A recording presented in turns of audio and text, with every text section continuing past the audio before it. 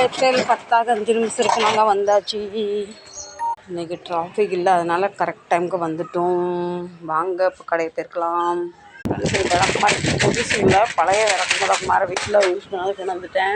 Friends, எனக்கு ஒரு பெரிய பிரச்சனை ஆகிட்டு. இவர் ஏன் தான் என் உசுறு எப்படி இருக்கான்னு தெரியல. நான் டிஃபன்லாம் வச்சுருந்தேன். இது எனக்கு வந்து சாப்பாடு, இது எனக்கு உப்புமா. அவருக்கு நான் சப்பாத்தி பாஜி பண்ணி வச்சுருந்தேன். அந்த டிஃபனை வீட்டில் விட்டு இதை மட்டும் எடுத்து பேக் பண்ணி வச்சுட்டா. இப்போ அவர் செஞ்ச தப்புக்கு என்ன கத்திக்கிட்டு இருப்பார் பாருங்க.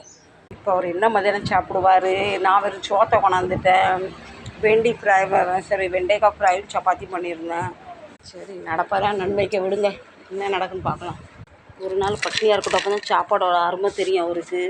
அவர் மட்டும் அவர் செய்கிற தப்பை எப்பவும் உணரவே மாட்டார். என்னமோ பண்ணிட்டு போட்டோம். 4 டிஃபனில் 2 டிஃபனை வீட்டில் விட்டாந்தாரு. இப்போ இதில் என்ன இருக்குன்னு காட்டுறேன். இது எனக்கு காலையில் சாப்பிட்ற உப்புமா, மத்தியானம் சாப்பிட்ற சோறு, சப்பாத்தியும் கிரேவியும் வீட்டில் விட்டுட்டு வந்தாச்சு. இன்றைக்கி மத்தியானம்